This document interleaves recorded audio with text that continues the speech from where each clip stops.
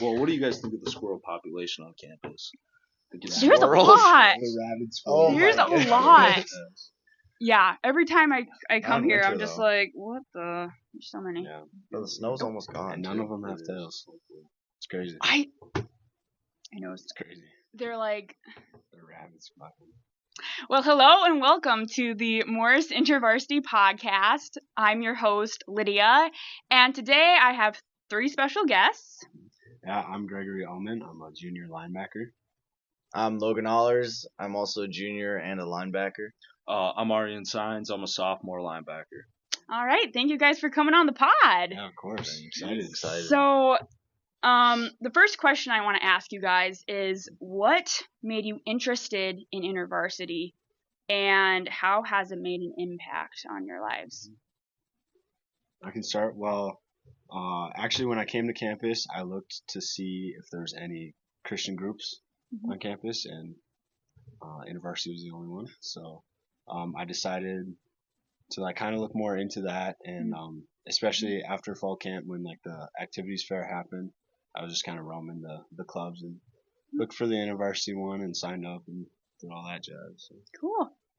Yeah, I had a similar experience. I just came from a Christian background at home and wanted to find a Christian group on campus, and found that in InterVarsity and been a part of it. So Ever since. Yeah. Cool. Yeah, I have to thank Greg. When I first got to campus, I wasn't really looking for anything like clubs, I guess you can say. And then Greg kept asking me, like, hey, you want to try out IV? Like, why don't you come this week? And I kept pushing it off. And then eventually one week I was like, you know what? Yep, I'm going to go to IV. And ever since then it's been great. So, yeah. That's awesome. That's so cool. So, with that, what were your church backgrounds like growing up, and how long have you been a Christian? So for me, I grew up in it was sort of a Christian household. Like as a family, we went to church while I was younger, and then we kind of stopped going to church as we kind of grew more and more busy with us being in sports. And then I don't know exactly what year it was, but more senior year is kind of when I started taking my faith more seriously and when I started going to church more. But I was always part of Awana as a kid. That's awesome. Like Sunday school as a really young kid. Good News Club, and then youth group, middle school, high school. So I was always in a churchy environment, I would say.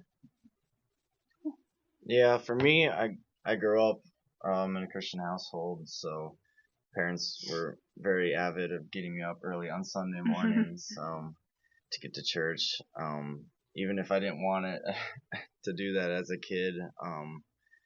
But as I matured, I grew in my faith. I just wanted to go every Sunday. And getting to college, that's definitely a major thing. Your parents aren't here to make you go to church, and it took a couple weeks, and because it's just a different environment, new people you're meeting. But once you get your foot in the door and get to know people at church, it's such a loving environment. And I was baptized and confirmed in the faith in church, and I was fully in when I was a child, and that kind of just kept going through college and till now. So Cool. So when I was younger, I used to go to church a lot with my dad. This is when I was young, like a baby. I just recognized seeing the church, but I got confirmed. Then we ended up leaving town. I moved to a different town, and then we stopped going to church as a family in general, and we ended up moving back to that town. And ever since then, we haven't been. I don't remember the last time we've been to church, honestly, as a family. And even for me, I struggle going to church. I go every once in a while, but I kind of prioritize other stuff, which is a problem that I need to fix. But yeah, church, ever since I was younger, just hasn't been big for me, I guess. I get look at that, but yeah. Thanks for being honest, and I think it's interesting to know where your backgrounds are are and where you're Yeah. coming from, just and why you are still in the faith. So thanks for sharing that. So getting into football. So have you been able to share your faith with your teammates? And if you have, how has that changed your faith in the lives of your friends and your teammates? Yeah, I'd say I think we can all agree that Morris is a pretty open environment, and football team especially is pretty receptive to Christ, and it's not really hostile at all. There's a lot of guys on the team that do have a faith and are Christian, and I would say it's not necessarily verbally that I speak about Christ all the time, but I really try and reflect that in my actions and just try to live out the faith and be that role model to the whole team specifically, just because there is a lot of guys once you get into like college football, so you can't necessarily build a super deep relationship with each one, especially right away. Like fall camp, I think is the most important time. That's when you kind of make your first impressions, and yeah, you kind of figure out who guys are a little bit. Yeah. I mean, like I feel like I've done a little bit of like, I don't know if the right word is evangelizing to the teammates. I know I've like invited people to Ivy because that's like an easier step to include them in a Christian community versus going straight to asking them to come to church with you. Because church, they're not gonna know anyone. Versus where you're in Ivy, you might see some people that you've seen on campus, and you know that they're your age, and that's easier. It's an easier demographic to talk to. For sure.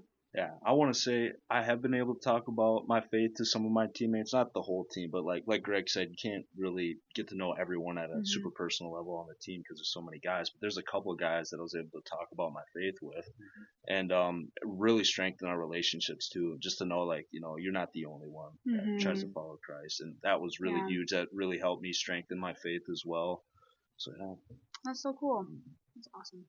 Do you want to add? Yeah, I can add some more. Yeah, and I feel like Hoff has done well. Coach Hoffman, our head coach, Hoff is a Christian himself, and he's done a really good way of like implementing like Christian aspects into the program and like integrating it. And we have this thing called the Champions Manual, which is kind of like more of like a mindset and like guidelines, like just good things to like have in your brain. And he's done a lot. Well, Christian aspects kind of translate to a lot of things just in basic life, but yeah, he is not shy about his faith, and like I said, a lot of people are pretty receptive to it. But yeah, I think like Logan was saying, just introducing people to IV and like environments that are really more comfortable, and I don't know what I'm trying to say. Yeah, and I think going back to the like actions and living out the faith, one thing that like really struck me with Arian in particular, every time in the dining hall, he would take time to pray before his meal, and that's not something that like I grew up doing, and it was always something that like I thought about doing, but just seeing him like do it every meal like without fail like was just super cool. And like just even things like that really help you strengthen your faith.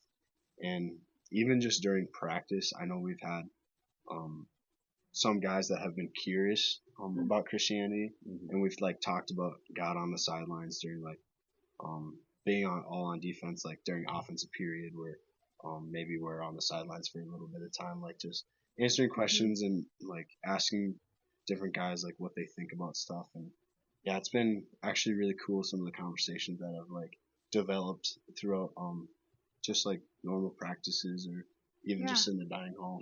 That's awesome. That's so cool. Thanks for sharing that. So with that, how has football changed your lives? Changed it. That's a deep question. It's a big one, but in small ways, big ways, however you feel led to share.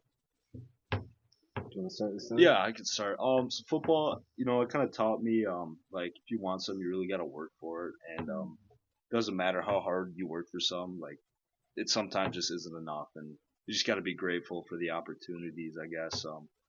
It really helped me, kind of realize like how grateful it is to be a part of a team and just be around so many great people too. I mean, it's an absolute blessing to play with these two guys right here. So yeah, I guess it's just brought so many good people in my life too. So yeah. That's so cool.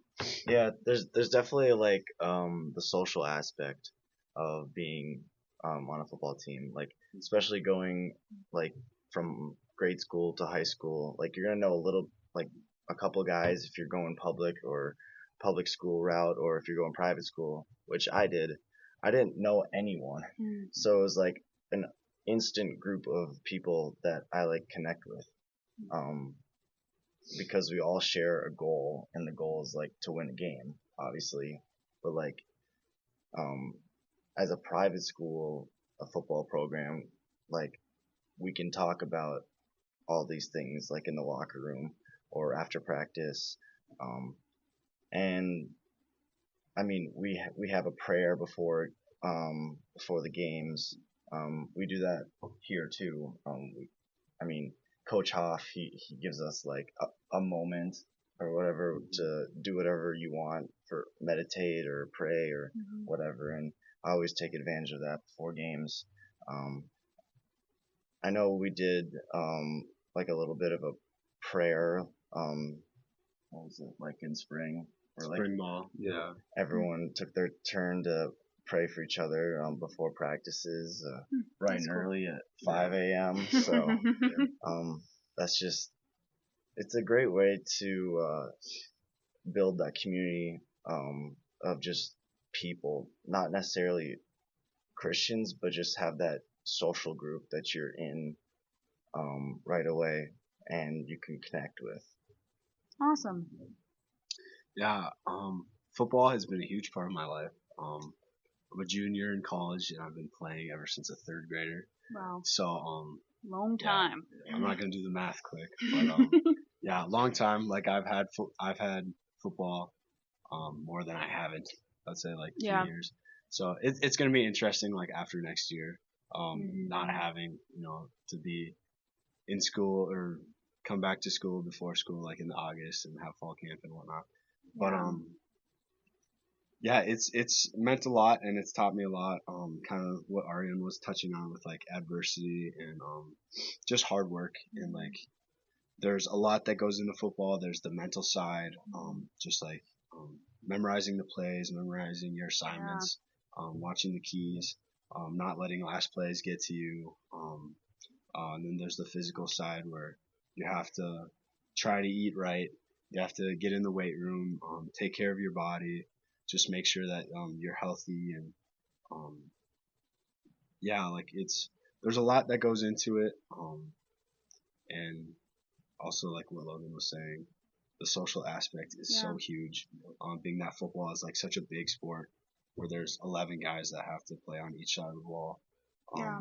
Like it does introduce you to a lot of guys, and I know some of my closest friends in high school were all football players, and like even in college, you spend so much time with these guys that you just create really good connections, some deeper than others, but yeah, I'd say it's really meant a lot, and it's gonna be weird without it, but obviously I bet. having the faith and knowing Christianity, like there's so much better things that God has planned for each of our lives, and football is just another one of those finite things that's fading and will end, but really taking advantage of the relationships that you can make through it, and that's one of the biggest impacts that I think I've made in Morris, is just being able to, like Logan said, not necessarily evangelize, but be a light for Christ, and like be an example of, or try to be an example of Christ to everyone else. And yeah, I think that's been a huge part of my experience here. And one more thing, just like during fall camp, just when we have this night where we do a hero, highlight, and hardship, and that just really strengthens your relationship with each person. And it's really opened my eyes to like just situations and places that everyone comes from, and that lets me kind of deepen my relationship with them, and just strengthen my gratitude for all the things that God has blessed me with in my life. And yeah, it's just really good community. That's cool. Yeah, so cool. Biggest difference between high school and college, I always say, is the meetings and the mental. The meetings and the mental. You have so many plays, but then you have so many adjustments to the plays. What do they do what do you do if they're pulling? What if it's a pitch? What do you look at in this formation? Like it's a lot to take in. It's a lot to go into it. Yeah. So. That's so cool.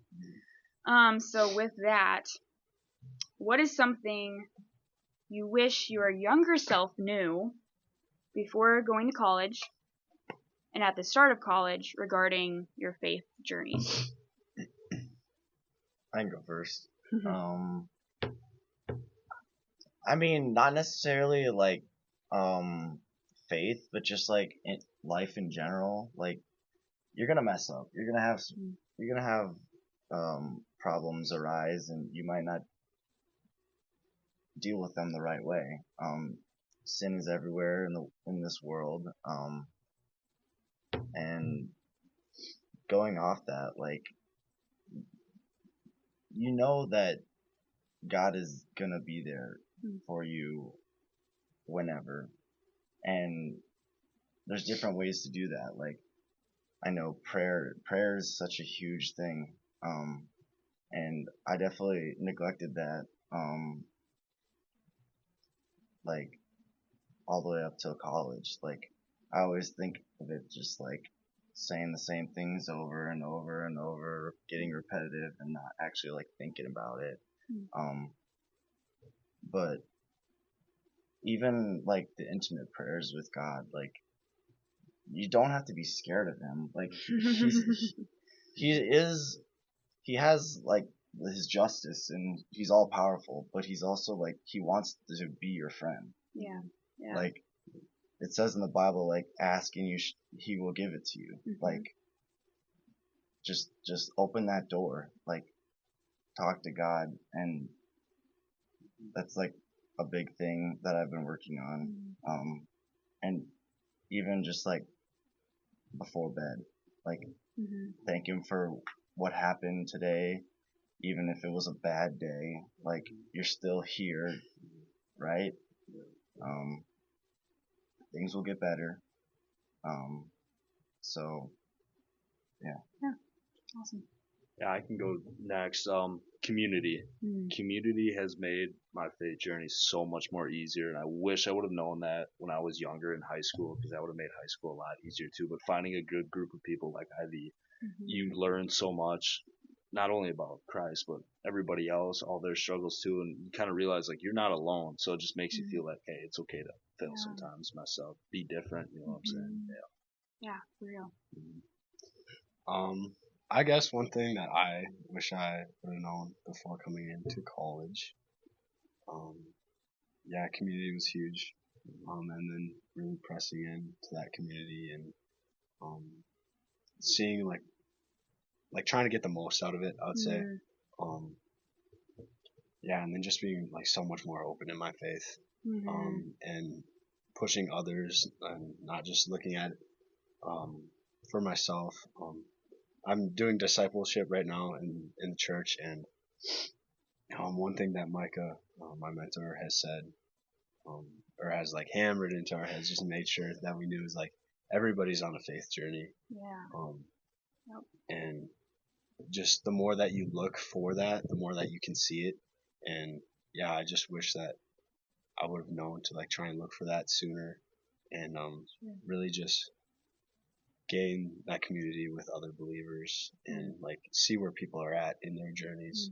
And because I always think like I'm closest with the IV guys, or just people in IV in general, because that there's that extra connection that you can make through Christ, and like especially as a Christian, for eternity, like what's important, and like how much God has changed your life. And sometimes it's just really hard to get past that like just worldly connection with people when they don't necessarily have a strong sense of spirituality.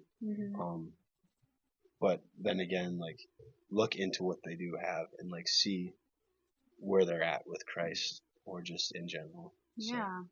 And I think what's really awesome about InterVarsity is it doesn't matter who you are, like if you're in sports, if you're not in sports, what major you are, wherever you came from, because we have Christ. I mean, not just InterVarsity, but as Christians, we have something in common. We're all brothers and sisters in Christ because we're all family. So it doesn't matter if you have nothing in common with the person sitting next to you other than Christ, because that is like the most important thing. So I think that, especially for me, being part of InterVarsity has shown me how important community is for your growth. Because if you miss a lot of weeks of not being in community, not going to church, or just having that accountability partner, friend, whoever that may be, it's like, oh, it's kind of hard out here if you're doing it all on your own. So that's what I think has been so awesome with InterVarsity, and just being able to like invite people, and kind of what piggybacking off of what Logan had said, is knowing that God is not just this big scary God that is just sitting he's just the man upstairs, It's like if you know that he is a loving father and you can go to him for anything, it just makes your relationship with him so much sweeter, because you know that he's a good dad and he is a loving friend. I've always this isn't in my notes, but something that I like to ask people when I'm just talking with them one-on-one is, how do you view Jesus? Is he a friend? Did you think of him, I guess when you first started coming to faith, and getting deeper in your faith, did you think of Jesus as a friend first? You're like King and Lord, like God, which he is God, but, or what's the other one? Kind of blanking. Or kind of like, just some kind of figure, I guess. That historical figure, or someone that you don't really know how to relate to. Kind of, what was your take on Jesus? You want to start? I can go. I'd say as a child, like everyone talks about like the childlike faith, like just running to Jesus because he's like awesome, right? He's awesome. Because he's awesome. Just like running to him. There's that father figure, but he's also like your shepherd and your savior. He's gonna protect you. He's gonna hold you tight, right? That's where I started out as, and then I feel like high school introduced me more to that power aspect, and that more of like, if you sin, you're going to hell. Yeah. Like he's gonna judge you, right? Yeah. But you gotta have both, right? Balance. They're both Jesus. He's powerful, and he's also your friend. And having that ally on your side, the devil cannot do anything. Yeah. So, Amen. That's where I'm at. It's awesome. I guess I'm right there with you. When I was younger, I used to just think of Jesus as a friend, somebody you just talk to whenever you want. But when I got older, I guess you could say, I kind of got scared, right? Like, I thought I had to be perfect to go talk with God. I guess that's the best part about being a Christian is you don't clean yourself up and then go to Jesus. You go to Jesus as who you are with all your problems, whatever. And now, kind of looking back on that, Jesus, like, obviously he's my Lord and Savior, but he's just my safe place, the person I can fall back onto and talk to about anything and whatever. That's awesome. Yeah, I don't know. Thinking about it, as I said before, I kind of didn't like really take my faith seriously until like more senior year. Like I was in all those clubs and like groups growing up, so I knew, like, obviously Jesus died on the cross for my sins, and like I understood the saving power that he has, and yeah, I would say that I kind of more just saw him as like a savior. He died for my sins, and like now I have to be a good person. He told us some stuff to do, so I'll try and follow that. But then as I grew older, like I saw just the like whole relational aspect of it, and how he does want to be your friend, and he wants to be that loving person that you can go to, no matter what shape you're in, like Arian said. And yeah, just really when you're struggling, he's a person that you can, a shoulder that you can lean on, and a person that can comfort you. And even in the good times, he can make them even better, you know. And yeah, I'd say that was like the biggest shift from like when I started out to like now, is just like understanding that it's such a personal relationship that we can have with Christ. And yeah, obviously there's the reverence. He's all powerful, all knowing, and but he's also there for you, like no matter what. Yeah.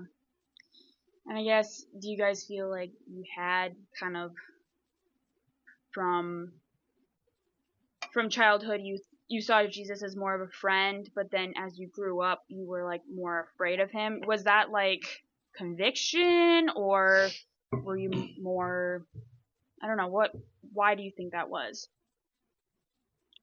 I think it's because I failed so much, right? Like when I was in that phase between friend and like scared of Jesus, it was more how do I say it? It just, I wasn't perfect. I'll never be perfect, but I was just like, I'm not good enough. Stuff like that. Okay. Yeah, I agree with that. Just like not being good enough. And, we don't have to be. Yeah, and I think a big thing with that, like kind of, as you grow in your faith, you see your sin more, so it almost feels like you sin more, even though like you're not really sinning more. Like you always are gonna sin, but you just see and feel the weight of it, and understand like this is the thing that separates me from God, from that loving God that we follow, and like you realize the impact that sin has more. I feel like as you grow in faith. So I think that's where we can kind of go from like just a friend to, holy crap, like I'm not good enough here. Like I'm seeing how bad I am now. But yeah, I think that's just part of the faith, and like understanding, you're always going to be a sinner, you're always going to fall short. That's the beauty of it, because that's what Christ does. He makes us perfect. So. I also think like as you grow, like you see more temptations. Like when you're a kid, you don't have a phone, you don't have any social media, like, and then you get social media and you're like, I'm not as good as that bodybuilder. Comparison. Yeah. Jealousy. All that stuff. All that, etc. I don't have a car that's like a Lamborghini. You know, I didn't grow up with that. So you see more temptations in your life when you grow. Yeah. I always think I have matured in this aspect, where I used to be someone that would compare myself to everybody, but then I kind of had a reality check. I don't know what it was, this major shift in my life, revelation of, well, I'm running my own race, and that's what God wants me to do.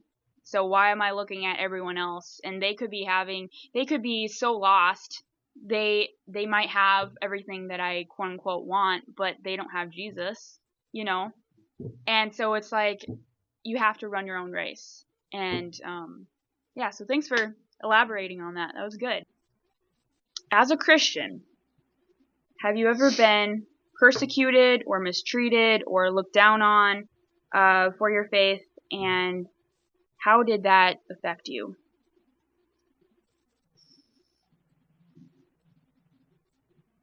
I mean, I guess I have like the simple answer. Like I don't think I have, or like, I don't think, I'm not aware of anything.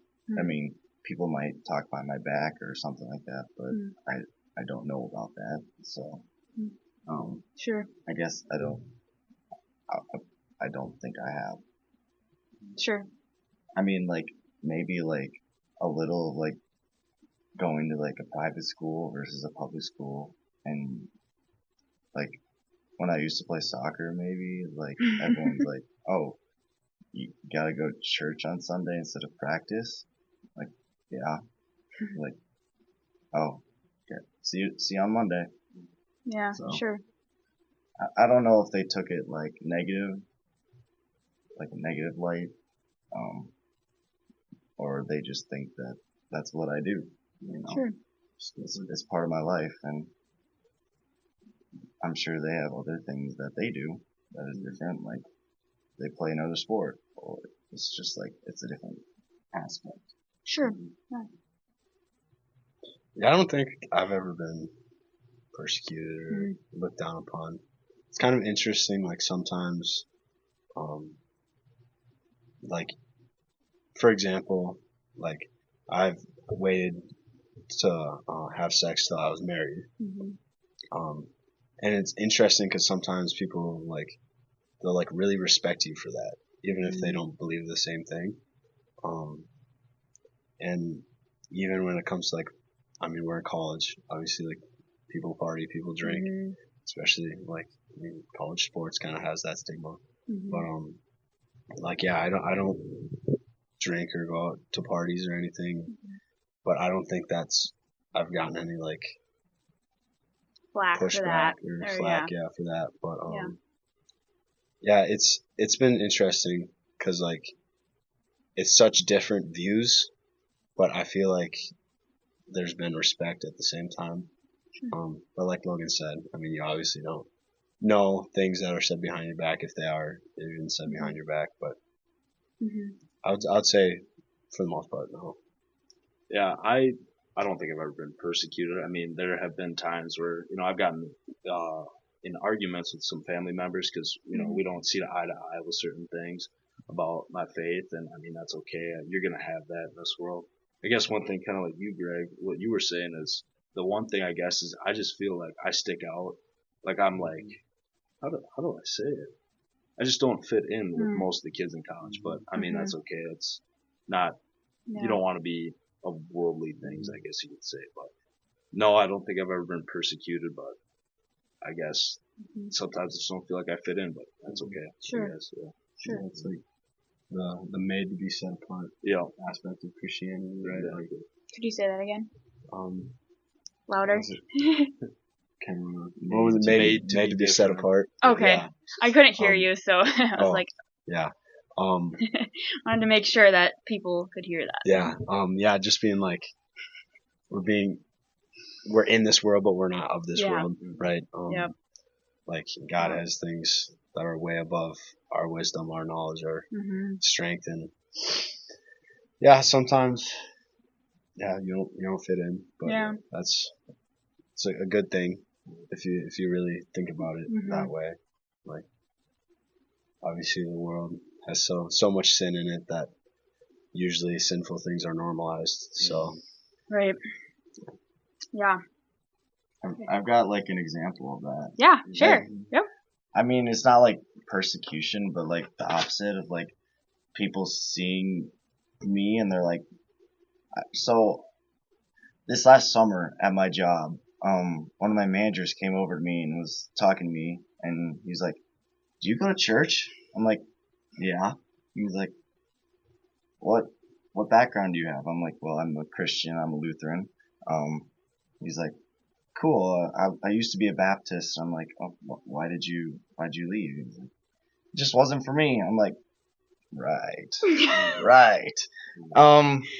But yeah, he said that he asked that question because I just hold myself in a different manner than other people around me and people who I worked with.